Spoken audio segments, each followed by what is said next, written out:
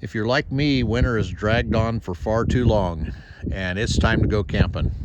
And with that come all the spring to-do list on upgrades, changes you want to make.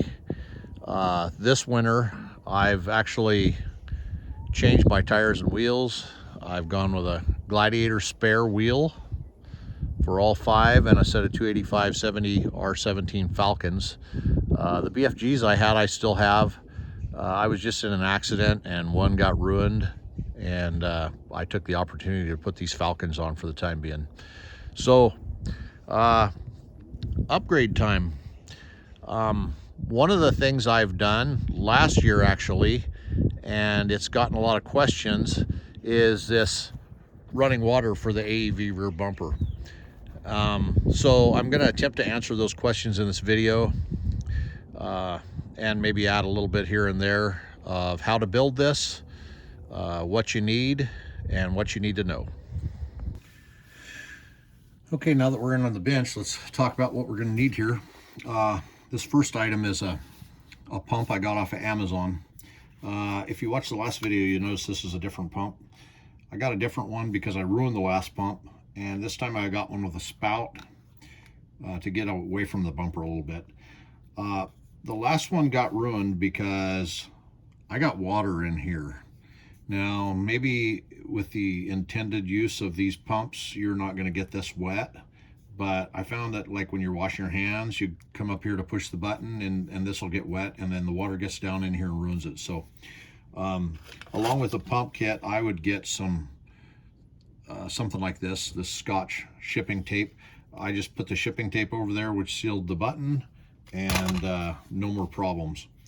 Okay, so once we have that, and like I say, I have a link to that below, we're going to need the Reliant lid, and this comes with the pump kit from AEV, or you can go to Reliant themselves and get this. I looked today, and they actually have a hand pump with this in a kit you can buy, or you can buy just this with an on-off valve. And the ones I seen today were red. I don't know if they sell a white one anymore or not. And then this here is a 3/4 inch pipe nipple. These are already threaded for the 3/4 inch pipe. And then to install that, I use a little Teflon tape. And if you're not familiar with Teflon tape, you get this at the hardware stores for doing pipes and stuff, and it seals it. Now, if you put the Teflon tape on the wrong way, when you go to thread it together, it'll come undone.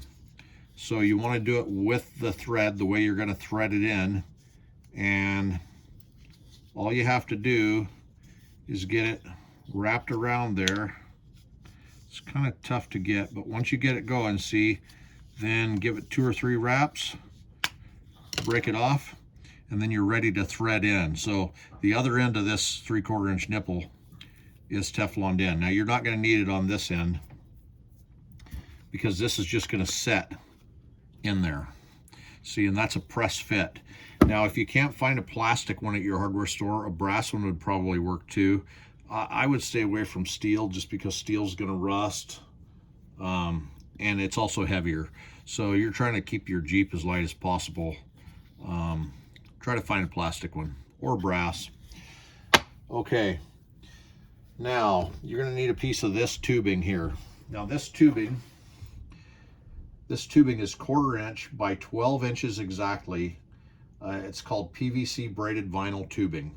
Now I got this at Ace Hardware, and they have a big roll of it. You take off what you need and you cut it. Now I bought 2 feet, but 12 inches exactly is what I ended up using. So if you just get a 12-inch chunk of that, that'll be great. And it's 7/16 OD. And if you have any questions, just take the pump in there with you. That's the great thing about a hardware store like Ace. You can just take it with you, and see, that just pushes on there, and it's pretty tight. So it works really well.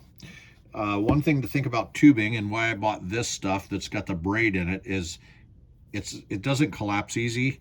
And unlike the tubing that comes in the kit for this, it's stiff enough it'll get to the bottom of the tank, and that's where you want to get, because if your tubing is too flexible, it won't get to the bottom, and then you'll have to put a weight on it or something to keep it down there. So So I really highly recommend getting this tube, and this is really common tube for water use. Okay, now if you're going to put this on, I use the padded jaws of my vise, but let's say you don't have a vise and you don't have padded jaws. I'd recommend just getting a pair of channel locks. These are actual channel lock brand here. And then if you don't have a pair, just go get a pair at the hardware store. They're super handy for everything. And then you want to screw it on there, but you don't want to mess up these threads. So the best way to do that is get an old leather glove or something and wrap it around there. And with the leather, you can grip it, but you're not going to hurt the threads when you put it together. So there you go. That's the top end.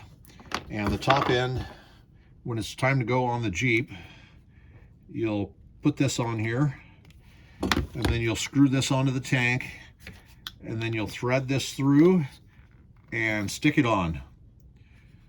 Okay, and then it's ready to go. Of course, this pump is rechargeable. It takes like a standard, I think it's a USB-C, or not USB-C, mini USB. It's the old style cell phone that like the Samsungs used, and that recharges. So it comes with a cord and everything you need to do the recharging with. So, okay, now the top end's done. We're gonna talk about the bottom. Now, for my water tanks, I wanted a way to drain them without having to pull the PEX loose from the PEX fitting every time. And I did that by getting a piece of 1/2" OD PEX, taking the 1/2" OD PEX that comes from AEV and cutting it right by the bottom of the left side tank. And then I put a PEX T in that's a PEX to pipe. And the pipe was out the bottom, and then I found a brass drain valve. I found that at Ace Hardware also. I just went in there, I found the PEX T I wanted. It was a 1/2" OD T on the two that went across, and then it was pipe going out the bottom. And then I just had them match a drain valve to that T and pipe, and it worked great. Now, to cut the PEX, so you can use like a PVC cutter, or just a really sharp knife will do the job. So that will pretty much do everything you need. Now, you're gonna occasionally probably want to clean your tanks out, and in order to do that, in the spring, I just fill the tanks up, and then I put a few drops of chlorine bleach in there, non-scented chlorine bleach. So any kind of Clorox or any other brand of bleach works, just make sure it isn't scented. And then I go for a drive. And once it's sloshed around there enough for a few minutes, I open the drain valve on the bottom and drain the whole system, and then I refill it and flush it a couple times to get that chlorine bleach taste to go away. Now, be careful with your chlorine, because boy, it's really strong, and that taste will stay in there forever if you use too much. But there you have it, quick and easy. Anybody can do this, and it works great around camp. I've been very happy with it ever since I got it. So good luck.